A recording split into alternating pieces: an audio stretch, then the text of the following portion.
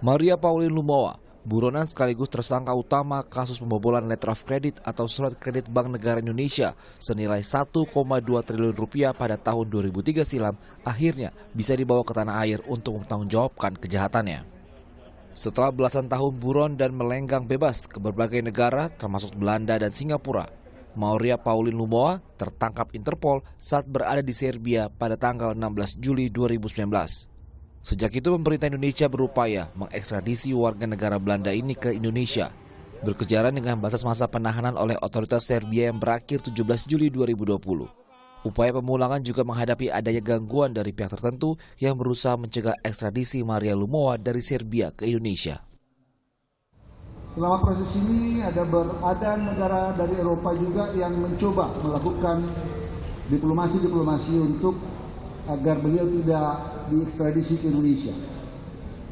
Dan ada pengacara beliau, MPL, yang mencoba melakukan upaya-upaya hukum juga. Ya. Upaya-upaya hukum juga yang menurut kemarin saya sebelum berangkat berbicara dengan asisten Menteri Kehakiman di bandara, beliau mengatakan ada upaya-upaya ya semacam melakukan suap, tetapi pemerintah Serbia committed. Ya, saya bertemu dengan Menteri Kehakiman yang diwakili oleh Wakil Menteri Kehakiman karena Menteri Kehakiman sedang cuti melahirkan. Saya bertemu dengan Menteri Luar Negerinya, Wakil Perdana Menteri, tetap committed, dan puncaknya pertemuan dengan Presiden Serbia. Setelah buron 17 tahun, Maria Pauline Lumowa kini telah berada di Indonesia dan perkara hukum yang membelitnya ditangani langsung oleh Barreskrim Polri. Namun selama 17 tahun itu pula, pemerintah dan aparat penegak hukum di Indonesia kesulitan menangkap Maria yang kabur dan melenggang bebas di Singapura usai skandal pembobolan surat kredit Bank BNI terbongkar tahun 2003 silam. Selain Maria Pauline Lumowa, ada belasan hingga puluhan tersangka, terdakwa maupun terpidana kasus korupsi di Indonesia yang melarikan diri ke Singapura yang hingga kini belum memiliki perjanjian ekstradisi dengan Indonesia. Sebagian dari mereka yang kabur telah tertangkap, namun sebagian lainnya masih buron. Tapi saya mendapat laporan dari Pak Dirjen Imigrasi, sudah ada rapat di Kemenko Polhukam dipimpin oleh Pak Menko untuk bukan hanya Joko Chandra tetapi beberapa buronan-buronan yang koruptor yang ada di luar negeri akan kita telusuri kembali dan lihat kembali. Jadi jangan ada kesan bahwa ini pengalihan isu. Ini pekerjaan kami menjemput Maria Pauline Lumowa ini sudah 1 tahun dan itu prosesnya panjang. Hanya kita tidak mau ribut, kita hanya bekerja secara silent dan diam-diam gitu. Ketiadaan perjanjian ekstradisi dinilai menyulitkan penegak hukum terhadap pelaku korupsi di Indonesia. Menurut UU Nomor 1 Tahun 1979, ekstradisi merupakan penyerahan oleh suatu negara yang meminta penyerahan seseorang yang disangka atau dipidana karena melakukan suatu kejahatan di luar wilayah negara yang menyerahkan dan dalam yurisdiksi negara yang meminta penyerahan karena berwenang mengadili dan menghukumnya. Sejauh ini Indonesia baru memiliki sejumlah perjanjian ekstradisi dengan negara lain yang disepakati secara bilateral dan belum memiliki perjanjian ekstradisi secara multilateral.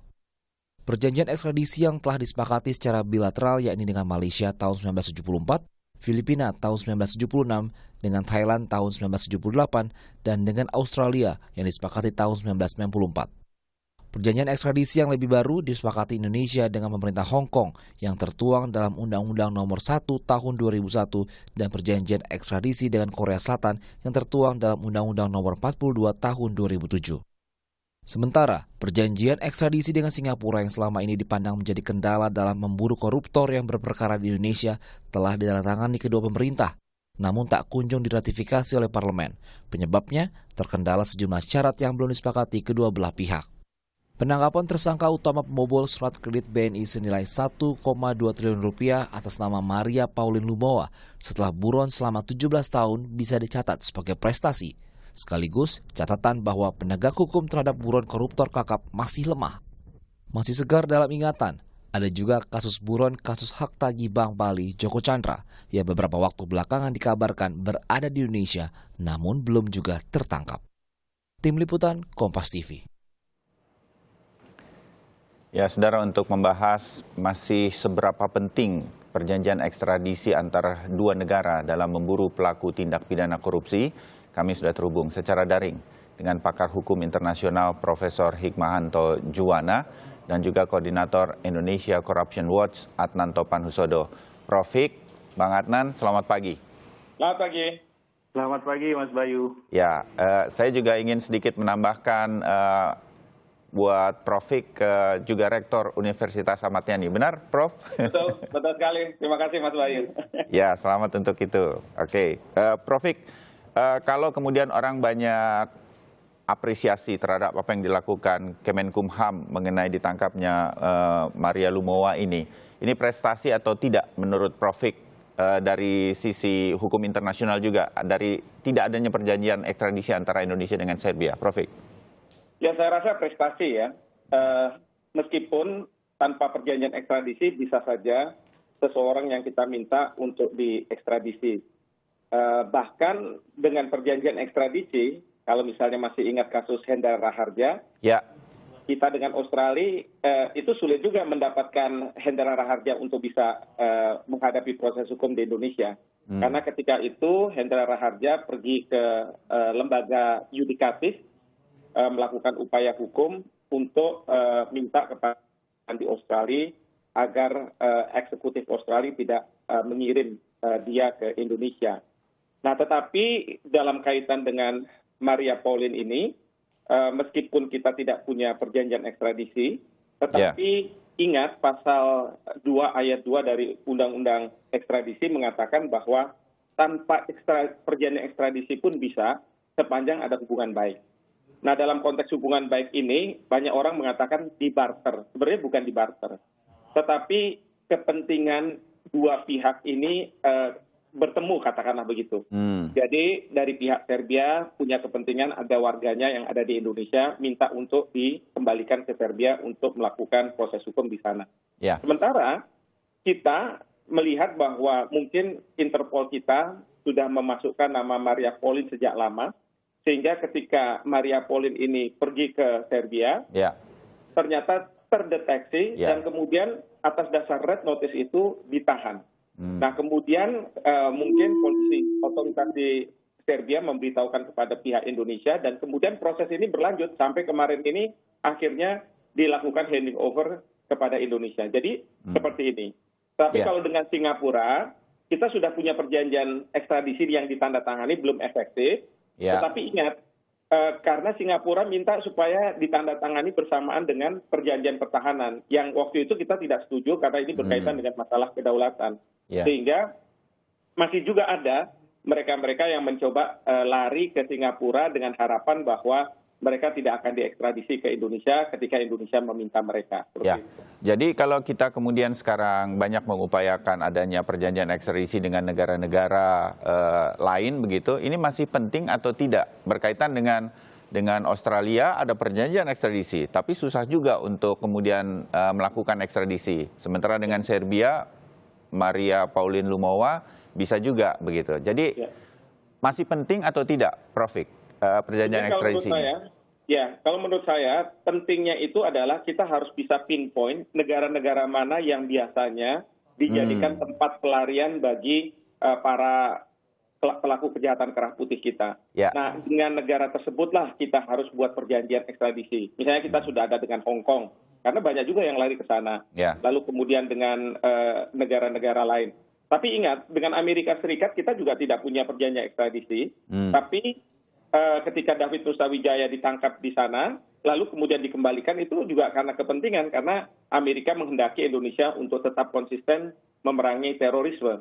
Jadi menurut saya tidak semua harus kemudian dijajaki untuk punya perjanjian ekstradisi, sepanjang kita juga bisa mempinpoint apa kepentingan mereka terhadap kita dan kita punya kepentingan terhadap mereka, saya rasa itu kita bisa lakukan. Oke, saya pindah ke Bang Anan dulu. Kalau dari ICW punya catatan tersendiri dengan bisa dibawa pulangnya Maria Pauline Lumowa ini, Bang Anan?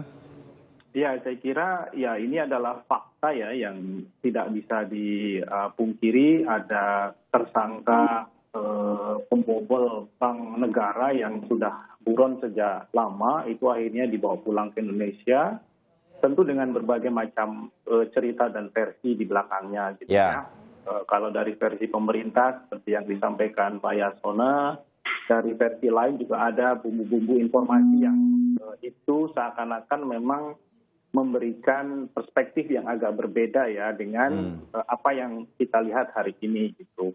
Nah, akan tetapi kita juga kemudian tetap perlu kritis, jangan otomatis gitu ya, secara langsung surprise gitu ya dengan situasi seperti ini. Karena kalau menurut data kami di ICW itu masih ada 30-an lebih tersangka atau terdakwa bahkan terpidana kasus korupsi yang masih ada di luar negeri. Bahkan terakhir kemarin kita juga melihat ada kecolongan yang luar biasa ketika Joko Chandra itu dengan leluasa bisa mengakses KTP gitu ya. Padahal dirinya sendiri adalah warga negara Papua New Guinea. Nah, artinya kalau dari sini kenapa yang jauh bisa diambil tapi yang masuk ke sarang sendiri tidak bisa diproses gitu. Nah, ini kan berarti ada hal-hal yang juga perlu kita amati terkait dengan situasi hari ini. Nah, yang kedua, catatan kita juga bahwa kasus Pauline ini juga perlu dilihat dari pendekatan aset recovery-nya gitu ya.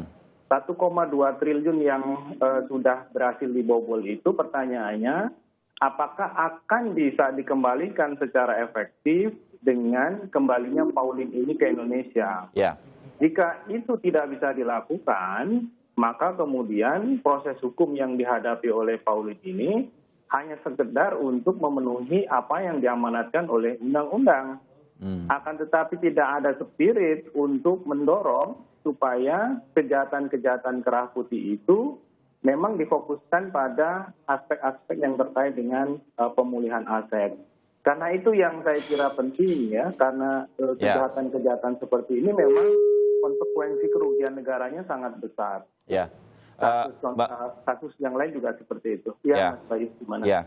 Bang Adnan, dengan sudah 17 tahunnya kasus ini berlalu begitu, walaupun sudah ada yang menjadi terpidana dan menjalani hukuman, apa yang bisa kita harapkan selain asetnya tadi? Banyak orang berpikir mungkin kita punya transparansi yang baru berkaitan dari sisi atau sudut pandang dari Maria Pauline Lumowa begitu.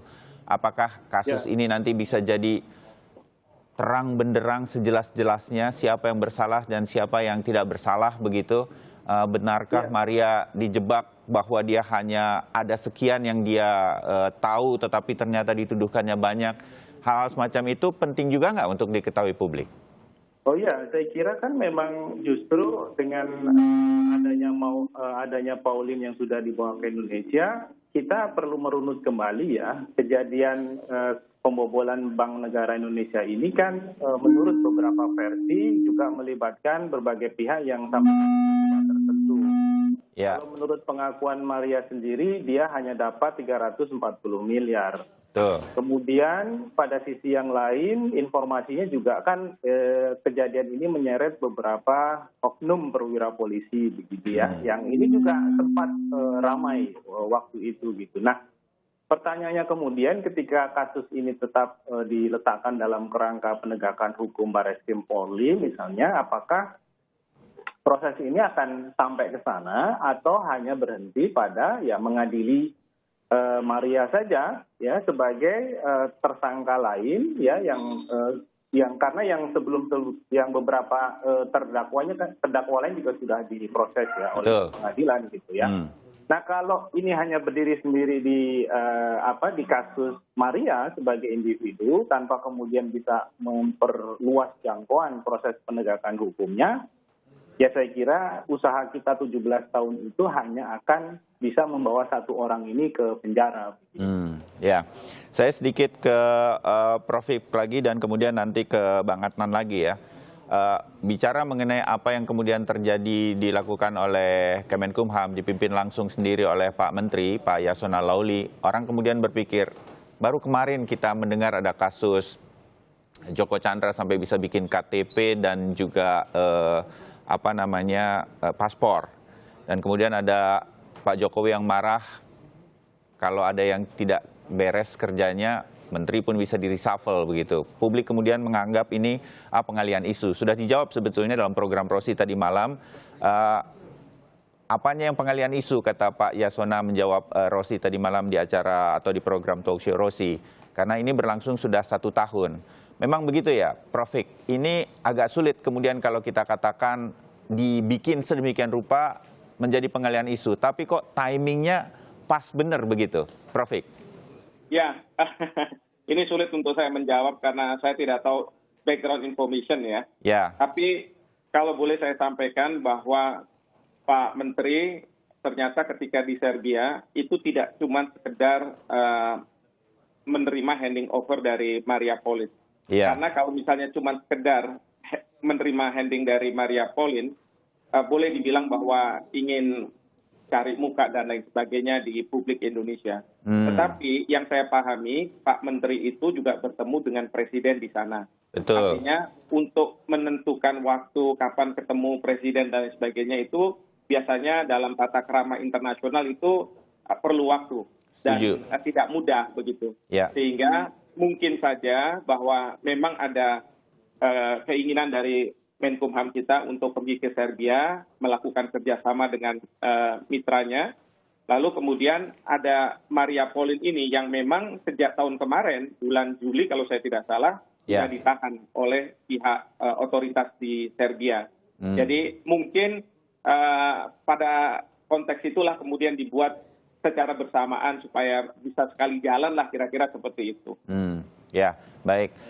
Masih ada satu pertanyaan buat Prof. berkaitan dengan recovery aset yang biasanya kata orang agak sulit itu. Nanti Bang Adnan juga akan menanggapi. Kita jeda dulu sebentar. Beberapa waktu lagi kita akan segera kembali untuk melanjutkan dialog atau obrolan kita pagi hari ini.